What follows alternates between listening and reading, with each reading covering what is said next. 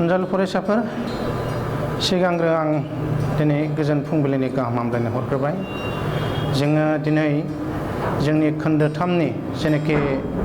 जोंनि सानखान्थि बिजाबनि खोन्दो 3नि सोंथि 3.6नि जेनाखि समानथायफोर जायनाखि सरासनस्रा एबा साधारनै माने जोंनि मोननै सोलायस्लु गोनां जरा समानथायनि महराव गैया। बेखौ जोङो बेबायदि जेथोगोनां जेनाखि समानथायाव दं बे जेथोगोनां समानथायखौ जोङो जरा समानथायनि जि महर बेयाव जेथोखौ सिफायनानै लाबोग्रोनांगोन जरा समानथायाव अर्थात a1x plus b1y plus c1y c1 0 आरो नैथि समानथाय a12x plus b2y plus c2 0 बे महराव लाबोग्रोनानैसो जोङो बेखौ सानफुंनो हागोन अर्थात xy नि रोदाखौ दिहुननो हागोन। मिजिंथिबाय अनजालु फरायसाफोर नोंसोरो गाव गावनि टेबोलाव सुजाब आरो बिजाबखौ लानानै लोगोसे खोलोमजों साखाफारा नायदो। जों दिनै जायखौ रायज्लायनो लादों मोननै सोलायस्लु थानाय अर्थात xy सोलायस्लु मोनसे हांखोआरि समानथाय जरायाव सोलायजानाय समानथायफोर इंराजियाव जायखौ जों equations reducible to a pair of linear equation in two variables बेखौ बुंदों। दा बे हिसाबै अनजालु फरायसाफोर नाय आंनि हेडलाइनखौ आङो खोमोरबाय। आच्चा बिदिन्थि लाग्रोनो बिदिन्थि बेनि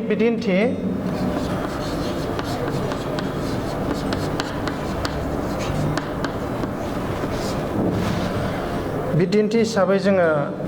लादे 2/x plus 3/y is equal to 13 आरो मोनसेया 5/x minus 4/y is equal to -2। दा बियो नंगुबै महराव जोंनि जरा समानथायनि जि महर बे महराव गैया जेथोगोनां महराव दं। दा बेखौ जोङो नंगुबै फर्माव नंगुबै महराव जरा समानथायनि नंगुबै महराव लाबोनांगोन। अर्थात बे बोखाव खोन्दा दं बे बोखाव खोन्दाखौ जों माबा मोनसे बेबायदि हमनानै लानानै जोङो नंगुबै महराव लाबोनांगोन। दा बेनिखायनो आङो हेडलाइनाव जायखौ लिरदोंमोन जे मोननै सोलायस्लु थानाय मोनसे हांखोआरि समानथाय जरायाव सोलायजानाय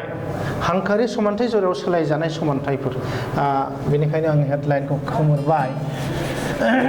जायगाखौ आं गोजौनिफ्राय लानानै फैनि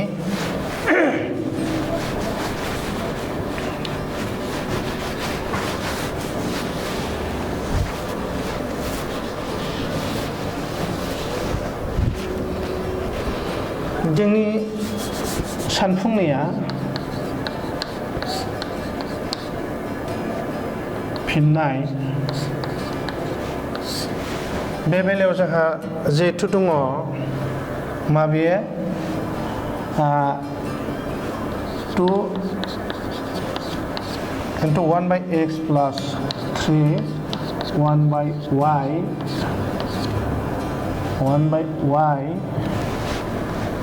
is equal to 13 बेखौ जोङो मा खालामबाय आरो बेबायदि महराव लिरनो हायो जों 5 into 1/x minus 4 into 1/y is equal to -2 equation 2 खालामबाय। अनजालु फरायसाफोर नाय जों बे महराव थानाय जेथोगोनां समानथायखौ जोङो मा खालामबाय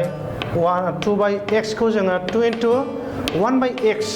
खालामबाय बेखौ खोन्था 1/x खालामबाय प्लास 3/y खौ 3 into 1/y खालामबाय is equal to 13 same to same गुबुन मोनसे समानथाय 5/x खौ जों 5 into 1/x minus 4/y जों -4 into 1/y is equal to -2 बेखौ नों समानथाय लाबाय। दा जोङो मा खालामनो हायो बे बेलायाव नायदो बे महराव लाबोयोबासो अनजालु फरायसाफोर बे महराव लाबोयोबासो जों माबायाव दासिमबो बियो मायाव गैया बे समानथायफ्रा ax plus by plus c is equal 0 महराव गैया बेनिखायनो होनबाय होनाय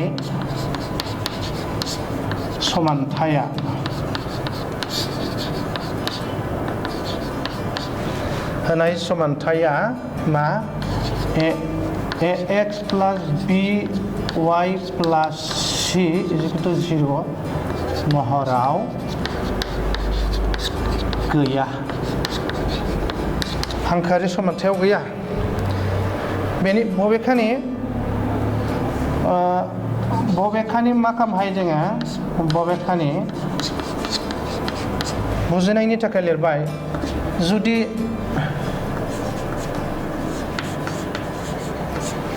जुदि जों सोलायो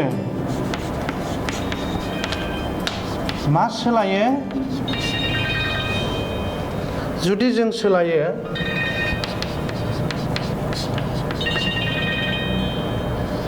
समानथाय 1 आरो 2 नं आव 1/x खौ जों p आरो 1/y खौ जों जुदि q अब्ला जों मा मोनगोन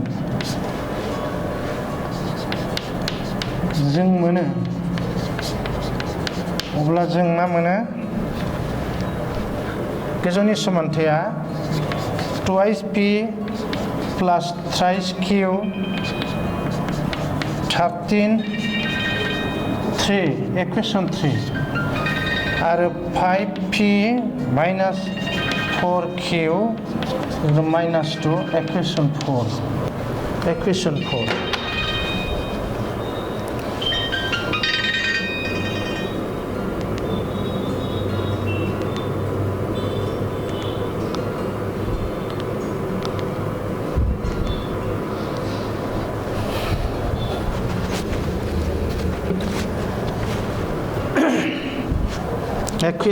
जाबाय बे दानिया जों जेखिजाया आदबखौनो बाहायनो हासै बेयाव मा फज'स्लायनाय आदबबो बाहायनो हागौ खोमोरनाय आदबबो बाहायनो हागौ जों दा खोमोरनाय आदबखौनो खालामलानो therefore equation 3 आव जों मा खालामनो equation 3 खौ जों 4 जों सानजाबनो equation 3 4 जों सानजाबबा 4 सानजाबनै 8p प्लस 4 सानजाबथाम 12q इजिकेल टु मा जागोन 52 बेखौ जों इक्वेशन नम्बर 5 होबाय आरो इक्वेशन 4 जों जोङो माखौ सानजाबनो इक्वेशन 4 जों 3 खौ सानजाबनो नागिरदों माने जोंनि थांखिया मा जागासिनो दं q खौ खोमोरनो थांगासिनो दं जों 15p 3 into 5 15 minus 3 into 4 12q minus 6 equation 6 दानिया जों नायदो मा जायो जोङो दाजाबोब्ला समानथाय नं 5 आरो 6 जों दाजाबोब्ला 5 plus 6 is equal to जोङो दाजाबोब्ला मा जागोन बेयाव 23p माने मोननैबो दाजाब 8p plus 15p ओमफ्राय बे minus 12q plus 12q cancel ओमफ्राय बे मा जाहैबाय बे दाजाबनायसो नालाय मा जागोन 42 होमब्ला जों बेखौ सानफुङोबा मा मोनगोन जोङो p is equal to 46 by 23 2 सानजाबथाम 6 2 सानजाबनै 4 बिनिखायनो p is equal to जों मा मोनबाय 2 मोनबाय जायगा नांगौलाय जों गोजौनिखौ खेबसे रायलायफिनखानि जोंनो होनाय समानथायखौ जों मा महराव लाबाय जोङो 2/x खौ जों 2 into 1/x plus 3/y खौ जों 3 into 1/y जों लिरनो हायो 13 इक्वेशन नम्बर 1 थिग बेबायदिनो 5/x खौ जोङो 5 * 1/x महराव लिरनो हायो माइनास 4/y खौ जोङो 4 * 1/y लिरनो हायो इजिकेल टु -2 बे समानथाय नंनै दा जोंनो होनाय समानथाया x + b y + c = 0 जायखौ जों हांखोआरि समानथाय होनना बुङो बे महराव गैया मोननैबो दा जों बेनिखायनो जोङो जुदि जोङो 1 नं आरो 2 नं समानथायाव फारियै 1/x नि थाखाय p होननानै हमनानै लायो अर्थात p खौ 1/x खौ p जुदि होननानै हमनानै लायो आरो बेबायदिनो 1/y खौ जुदि q होननानै हमनानै लायो होमबा 1 नं समानथाया जोंना मा जायो जिहेथु बेखौ मा लाबाय जोङो p 1/x खौ p लाबाय ना twice p प्लास 1/y खौ जों बेनिखायनो q लाबाय 3q प्लास 3q = 13 बेखौ जों इकुवेशन 3 लाबाय थिग बेबायदिनो 1/x खौ जिहेतु 1/x खौ जों p लाबाय 5p माइनास 4 1/y खौ जिहेतु q लाबाय -4q -2 इकुवेशन जों 4 लाबाय दानिया जोङो नैबे q खौ थारमाने खोमोरनाय आदब बाहायनोसै जों दानिया जों सिगाङावनो बुंदों मा जे जोङो p खौ नङाबा q खौ जायखिजाया सिगां जायखिजाया मोनसेखौ जों खोमोरनो हायो खोमोरनाय आदब बाहायबाय आरो बेयाव जों खोमोरनाय आदबबो बाहायनो हायो फजस्लानाय आदब बाहायनो हायो आरो दानखौ सानजाबनाय बाहायनो जेखि जाया एज इउ लाइक जोङो दा बेयाव खोमोरनाय आदबखौ एलिमिनेशन मेथडखौ जोङो बाहायनो नागिरदों आरो एलिमिनेशन मेथडआव जों q खौ खोमोरग्रोनो नागिरदों बेनिखायनो जोङो 1 नं समानथायजों 4 q नि थाफादेर 2 नं समानथायनि 4 जों सानजाबबाय 4 सानजाब 2 8 p 4 सानजाब 3 12 q 4 सानजाब 13 52 बेखौ जों इकुवेशन 5 लाबाय थिग बेबायदिनो 4 नं समानथायजों जोङो 1 नं समानथायनि q नि थाफादेर 3 जों सानजाबबाय बेनिखायनो 3 * 5 15p 3 * -4 -12 q 3 * -6 -2 -6 बेखौ जों इकुवेशन 6 लाबाय बेनिखायनो जों नुबाय जे बेयाव qआ 12 जाबाय मोननैबो मोनसे दाजाब मोनसे दानख' गतिके दाजाबबानो केनसेल जायो खोमोर जायो बेनिखायनो जों दाजाबबाय 5 नं आरो 6 नं समानथायखौ दाजाबबा जों qआ गोमोरबाय 8 जों 15 जों दाजाबा 23p इजिकेल टु जों बेखौ सानफुंबा 46 मोनबाय बेनिखायनो सानफुंनानै जों मोनबाय मा p नि माना 9 p नि मानखौ जों 2 मोनबाय दा जों p नि मानखौ जायखिजाया समानथायावनो 1 नङाबा 2 नं समानथायाव जायखिजाया समानथायावनो जोङो फज'नो हागौ 3आवबो फज'नो हागौ जायगा आंखालनि जाउनाव आं गोजौनिखौ खोमोरनानै लाबाय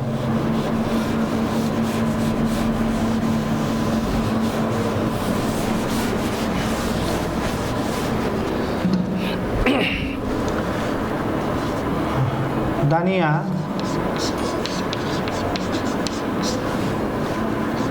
p नि मानखौ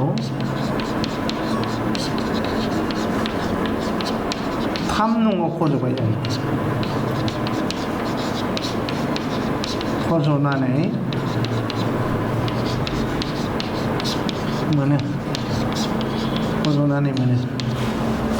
3 नङाव फज'बा मा जागोन 3 नङा जोंना बबे twice p बेनिखायनो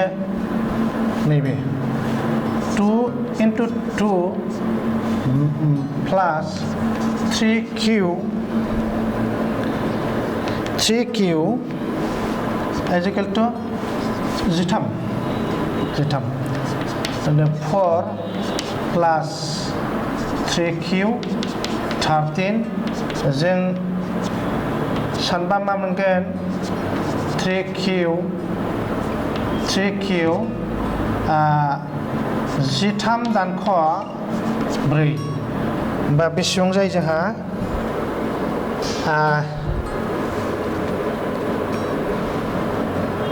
दानख'बा बेसेबां जायो जोंहा 9 जायो आङो जायगा आंखालनि थाखाय ओरै लाना फैबावबाय q इजिकेल टु मा जागोन 9/3 therefore q is equal to 3 q नि माना 3 जाबाय दानिया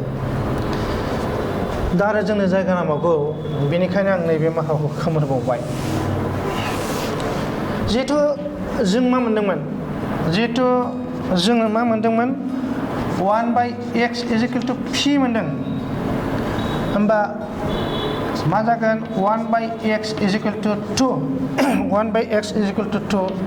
cross multiply twice x to cross multiply is equal to 1 is equal to 1 दा बेखौबो आङो नैबेखौ खोमोरबाय होमबा x नि मानखौ जों मानगोन x is equal to 1 by 2 x is equal to 1 by 2 बे मोनसे मोनबाय आरो जों मा मोनदों 1 by y is equal to q मोनदों 1 by y is equal to q q आव 3 मोनदों जोंनिया thrice y is equal to 1 therefore y is equal to 1 by 3 होमबा जोङो दा दिहुननो गोनां जितु मान दिहुननो गोनां जितु रोदा x आरो y नि जों मा मोनखो x निया 1 by 2 y निया 1 by 3 बे अनजालु फरायसाफोर नायदो दानिया जोङो सानफुंनानै जितु p नि मानखौ 2 मोनबाय फारि फारि दहायनिखौ आङो नायलांखांबाय बुंबाय दा जों p नि मानखौबो 2 मोनबाय p नि मानखौ 2 मोननायनि उनाव जों इक्वेशन नम्बर 3 इक्वेशन नम्बर 3 आ जोंना मा दंमोन twice p plus thrice q is equal to 13 मोन इक्वेशन नम्बर 3 आ दा बेयाव जों 3 नं समानथायाव जोङो p नि मान 2 खौ फज'नाय लोगो लोगो twice p मोन जिहेतु 2 into 2 plus 3q is equal to 13 होमबा 4 2 3 4 दाजाब thrice q is equal to 13 दा जों thrice q बेखौ जों 4 खौ बारहोबा माइनास जाबाय 13 निफ्राय 4 थांबा 9 थायो बे 9 थायो बेनिखायनो जों मा मोनबाय q is equal to 9 by 3 means q is equal to q नि माना 3 जेराव p नि माना 2 मोन दा जोङो सानफुङोबा जितु p नि मानखौ p खौ जोङो 1 by x नि मानखौसो लादों बेनिखायनो 1 by x is equal to p नि माना 2 जाबाय बेनिखायनो 1 by x is equal to 2 सानफुंनानै मोनो x नि माना 2 बाहागोनि से means 1 by 2 थिग बेबायदिनो 1 by y नि मानखौ जों q लादों दा q नि माना 3 मोनबाय जों q नि मानखौ 3 मोनबाय जोंनि गतिके मा जाहैबाय 1 by y is equal to 3 जों सानफुंबा thrice y is equal to 1 means y नि माना 3 बाहागोनि से 1 by 3 गतिके जोंनि दिहुननो गोनां जेनेखि रोदा 2 बाहागोनि से x नि माना y नि माना 3 बाहागोनि से x नि माना हाफ आरो y नि माना 1 by 3 अनजालु फरायसाफोर जोङो बेबायदियै जोंनो होनाय जेथोगोनां समानथायखौ हांखोआरि जरा समानथाय महराव लाबोनानै जों जिखिजाया आदब फज'स्लायनाय खोमोरनाय दानखौ सानजानाय आदबजों बानायनो हायो दा जों बेयाव खोमोरनाय आदबजों दिहुनदों गतिके गुबुन मोननै आदबजों एखे सानखान्थिखौनो नाजा आङो माबाबाय मिजिंथिबाय गतिके नेक्स्ट आरो जोङो सानफुंबावनि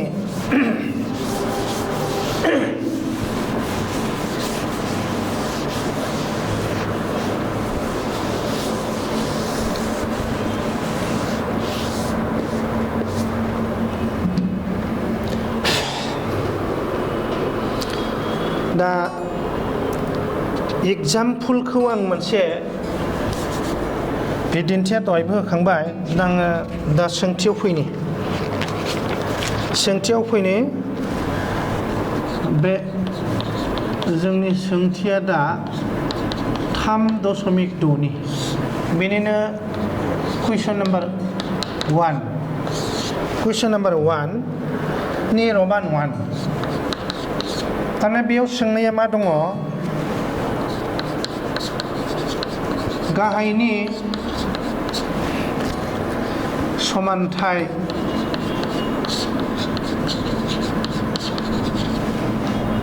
जराखौ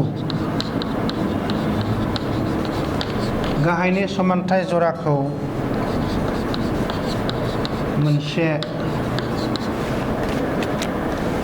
हांखोआरि दहाय जों हेडलाइनाव जायखौ मोनदोंमोन बेनो हांखोआरि समानथाय जरायाव हांखोआरि समानथाय जरायाव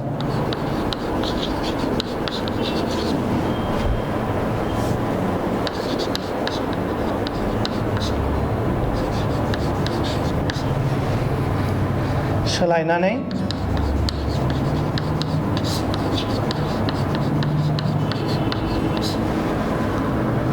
मावफुंथाय दिहुन मावफुंथाय दिहुन सोंनाया बे दा गतिके 1निया 1नि महरा 1/2 x plus 1/3 y is equal to 2 आरो मोनसेया मा मोनसेयाहाय 1/3 x plus 1/2 y is equal to 13/6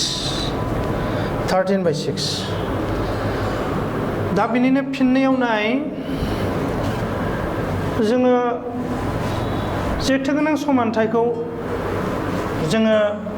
मोनसे हांखोआरि समानथाय महराव लाबोग्रोनांगोन आरो बेनिफ्रायसो जों सानफुंनांगोन जेथोगोनां बेनिखायनो बुंदों जोङो बेहाय बोखावखोन्दा दङ गासैबो बोखावखोन्दा थि जोंनि हांखोआरि समानथाय महराव गैया बेखौ लाबोनांगौ दा बेनिखायनो जोंनि फिननायाव नायदो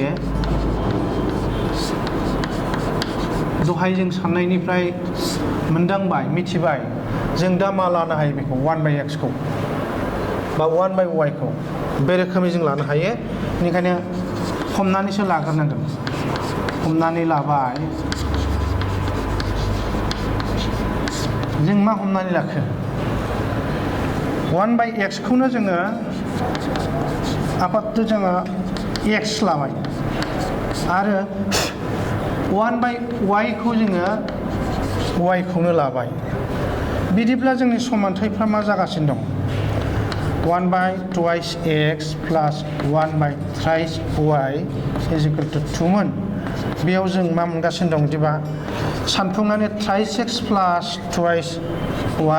is equal to 12 जों बेखौ इक्वेशन 1 लाबाय अनजालु फरायसाफोर नाय बेयाव माबोरै 3x फैखो जोङो खोलोबसे लिरबावनो हायो खिन्थु दा जोङो सानखान्थियाव रोंगौसा जानो थाखाय गासिबो लाइन लाइन लिरनानै दिन्थिनांगौबा बा सानफुंनांगौबा आनजादाव जोंहा समा थोनाय नङा ओंखायनो बेसेबां हागौ जाहाथे स्टेपफ्रा थायो आरो मा जायो सानखान्थिया गोरोन्थि जाया 1/x खौ जों x लादों 1/y खौ जों y लादों होमबा 1/x नाव मा जानानै दं 2x जायोमोन खिन्थु बेयाव 3x फैबाय मानो फैखो same to same just mind एसे नायदो जोंनि बेहाय 1/2x plus 1/3y is equal to 2 सानफुंनाय हिसाबैसो खिन्थु फिननायाव जों बेबायदिनो लिर टु बि शर्टेन गोलाव जायोबा समा आंखाल जायो खिन्थु मोनदांनांगोन बेनि थाखायसो आं होनाय जादों 2x प्लास दा नैबेहाय दुसासा लानांगोन ना बेहाय 6 लानांगोन ना 6 लायोबा 6 into 1/2x plus 6 into 1/3y is equal to 6 into 12 दुसासा दं मानो बोखावखोन्दा 2x 3y दा बेयाव जोङो सानो दानोबा मा होनो 3 जागोन दा बेनिखायनो जों बेयाव मा जागोन 3x plus 2y 12 जागोन दा बेनि मोनदांथिया बेनो नायदो गतिके जास्ट आं एसे मोनदांथिखौ होबाय आरो गुबुन मोनसे समानथाया जोंना मामोन 1/3x plus 1/2y is equal to 13/6 मोन दा बेयावबो जोङो सानफुंबा मा मोनगोन 2x plus 3y बे 6 केन्सेल जानांगोन 13ल' थागोन बे 2 नं समानथाय दानिया जोङो 1 नं आरो 2 नं देयारफर 1 नंजों जोङो 3खौ 1 नंजों 3खौ सानजाबनो थारमाने y खौ जों खोमोरनो नागिरबाय अब्ला मा जागोन 3 into 3 9x 3 into 2 plus 6y 3 into 12 36 equation 3 थिग बेबायदिनो 2 नं समानथायजों जोङो 2 जों सानजाबबाय नैजों सानजाबबाय नै सानजाबबा मा जागोन 6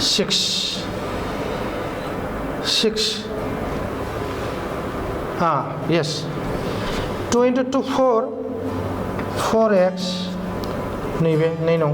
2 into 3 6y 2 into 13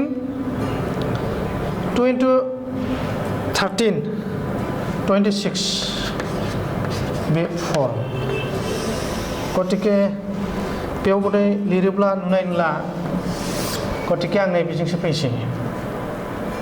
फैसै आङो जायगाखौ लाबोसै therefore जों मा खालामनो हायो बेहाय 3 जों 4 जों 3 समानथायनिफ्राय 4 नं समानथायखौ दानख'बा जों मा होनगोन नैबेयाव दानख'योबा बे माइनास नैबे माइनास बा प्लास 9x माइनास 4x 5x बे प्लास 6y माइनास 6y जाबाय केन्सेल बे नैबे जाहैबाय जोंना गोजौनिया 36 गाहायनिया माइनास 26 गतिके 10 therefore x is equal to मा जागोन 2 बाजों 10 रानबाय 2 जिहेतु जों मोनबाय मा जिहेतु 1/x is equal to 2 therefore x is equal to 1/2 जों मोनबाय दानिया मा खालामनो हायो जोङो दानिया 1 नङाव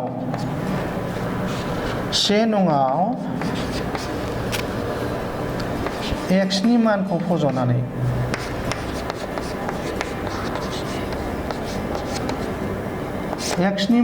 फज'नानै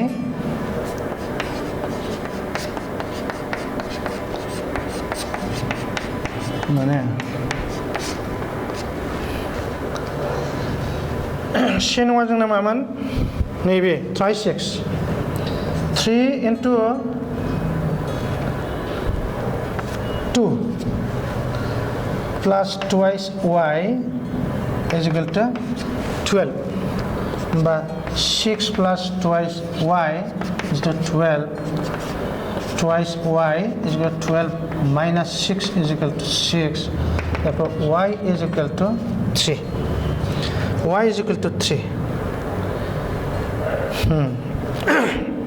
जिहेतु आरो जोंनि जायगा नांगौखाय आरो सोंनायखौ खोमोरबाय आं बेहाय गतिके नायदो जिहेतु 1/y is equal to 3 therefore y is equal to 1/3 जों मोनबाय बेनिखायनो दिहुननो गोनां रोदाया मा जाखो x नि माना 1/2 y नि माना 1/3 जालो फरायसाफोर नायदो दानिया जों सानफुंनानै जों मा मोनगासिनो दङ जोङो 1/x खौ x हमना लादों 1/y खौ y हमना लादों होमबा जोङो सानफुंनानै 1 नं समान जोङो मोनबाय try 6 plus twice y is equal to 12 1 नं समानथाय नैथि जोंनो होदों समानथाय 1/36 plus 1/twice y is equal to 13/6 जों बेखौ सानफुंनानै मोनदों twice x plus twice y is equal to 13 बेखौ जों समानथाय नं 2 लाबाय दानिया जों खोमोरनाय आदबखौ बेयाव बाहायबाय खोमोरनाय आदबाव जों x खौबो खोमोरनो हायो y खौबो खोमोरनो हायो दा बेयाव जोङो खिन्थु y खौ खोमोरनो नागिरदों बेनिखायनो 1 नं समानथायजों जोङो 2 नं समानथाय y नि थाफादेर 3 जों सानजाबदों बेनिखायनो जों मोनबाय 9x plus 6y is equal to 6 into 6 36 equation 3 समानथाय नं 3 लाबाय जों 2 नं समानथायजों दानिया y नि 1 नं समानथायनिफ्राय y नि थाफादेर 2 जों सानजाबबाय जों 2 नं समानथायखौ इने 2 होमबा जोङो साननानै मोनो 4x plus 6y is equal to मा जाहैबाय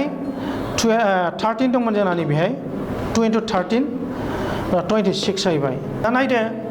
3 नं आरो 4 नङाव जों नुगासिनो दं मोननैबो y खौ जों जितु खोमोरनो लादों 6y प्लस 6y होमबा 3 नंनिफ्राय 4 नंखौ दानख'योबा गाहायनि 6y आ मा जागोन प्लासआ माइनास जागोन जोंनिया नैबे 4x आबो प्लास 4x आबो माइनास जागोन अर्थात प्लासआ माइनास जागोन माइनासआ प्लास जागोन बेयाव गासिबो मोनथामबो प्लास दंजोबो माइनास 4x माइनास 6y बेयाव माइनास 26 जों सानफुंनानै मोनबाय मा 5x is equal to 10 अर्थात बेयाव प्लास 6y minus 6y cancel 9x निफ्राय माइनास 4x थाङोबा 5x 36 प्लस निफ्राय माइनास 26 थाङोबा 10 थायो बे साननानै मोनबाय मा x नि माना 2 जेतु x नि माना 2 जों जितु x खौ जों मा हमना लादों 1/x खौसो जों मा हमना लादों x हमना लादों नाय नैबे 1/x खौ जों x हमना लादों x नि जायगायाव जों बेनिखायनो मा होननो हायो 1/x जाय x नि माना 2 होमबा 1/x is equal to 2 जों सानबा क्रस माल्टिप्लिकेशन एबा भेल्युखौ दिनोबा मानखौ दिनोबा मा जागोन x is equal to 2 बाहागोनि से 1/2 हाफ दा बे x नि मान 2 खौ 1 नं समानथायाव नैबेयाव 3x plus 2y is equal to 12 आव जों x नि मानखौ जों 2 मोनदों बेनि 3x नि जायगायाव 3 into 2 plus 2y is equal to 12 दा जों सानफोबा 3 into 2 6 plus 2y is equal to 12 जोङो बेनिखायनो बेखौ जोङो आगसिनिफ्राय आगदा बारहोबा 12 minus 6 बा 12 निफ्राय 2 थांबा 2 थायो 2y is equal to 6 होमबा जों नुबाय दे y is equal to 3 नाथाय y खौ जों सोरखौ हमनानै लादों 1/y खौसो बेनिखायनो 1/y is equal to जितु y नि माना 3 जितु y नि माना 3 बेनिखायनो y नि मानखौ जों मा मोनबाय 3 बाहागोनि से होमबा जोंनि दिहुननो गोनां रोदाया मा जानानै फैबाय बे होनाय समानथायाव जायखौ जोङो गोथों हांखारि जरा समानथाय महराव लानानै फैदों आरो बे जाहैबाय मा 1 नं आरो 2 नं समानथाया बेनि गिबियाव होनाय जायफोर महर दंमोन मा 1/2x plus 1/3y is equal to 2 बेयो गोथों जोंनि हांखारि समानथाय नङामोन जेथो गोनां समानथायसो होनोमोन बेखौ जायनिखाय सिम्प्लिफाइ होनना बुङो 2 नङा जोंना 1/3x plus 1/2y is equal to 13/6 बेबो जेथो गोनां समानथायमोन बेखौबो जों सानफुंनानै हांखारि जरा समानथाय हांखारि समानथायाव लाना फैदों हांखारि समानथाया मा जानो 2x plus 3y is equal to 13 गतिके अनजालु फरायसाफोर जों नुगासिनो दङ मा जों बेबायदि सानफुंनानै जेथो गोनां समानथायखौ हांखारि जरा हांखारि महराव बोस्लायनानै लाबोनानै जों बेबायदि दा जों बेयाव खोमोरनाय आदबजों सानफुंदों खोमोरनाय आदबजों सानफुंनानै जों मा मोनबाय दिहुननो गोनां रोदाखौ x नि माना 2 बाहागोनि से y नि माना 3 बाहागोनि से दा जों खोमोरनाय आदब खालामालासिनो बेयाव फज'स्लायनायजोंबो हायो मानोना हांखारि जरा समानथायखौ जों नैबेयाव मोनदों 1 नं आरो 2 नं समानथाया आं खोमोरनाय आदबजों खालामा फज'स्लायनाय आदबजों खालामनो अब्लाबो नों बे एखे मानखौनो मोनगोन नङा आं मा खालामनो क्रस माल्टिप्लिकेशन दानख' सानजानाय आदबजोंसो बानायनो होमबा बे महरावनो जोङो बेनिफ्रायनो 1 नं आरो 2 नं जरा हांखारि समानथायनिफ्राय जों दिहुननो हागोन गतिके बाखि मोननै आदबखौ अननानै नोंसोरो न'आव सुजाबाव खोलोमजों मोजाङै गोसो बायदि बानाय दा बे खोमोरनाय आदब फज'स्लायनाय आदबजों बानाय दानखौ सानजानाय आदबजों बानाय बे बायदि जोङो मोनथाम आदबजोंनो जोङो साननानै दिहुनफुंनो हायो गतिके अनजालु फरायसाफोर समा आरो जोंहा बे रोखोम माबा जायाखिसै जेखियानो जाया अनजालु फरायसाफोर आं मिजिंथिबाय जे नोंसोरो सानखान्थिखौ बांसिननिख्रुइ बांसिन सरसा खालामगोन आरो नोंसोरो आनजादफोरनि थाखाय साखाफारा जागोन दिनै आङो बयनिसिमबो नोंसिनिसिम आङो गाहाम हामलायथिखौ आरो खेबसे हरफिननानै दिनैनि क्लासखौ आं बेयावनो फोजोबबाय होननानै फोसावबाय गोजोन्थों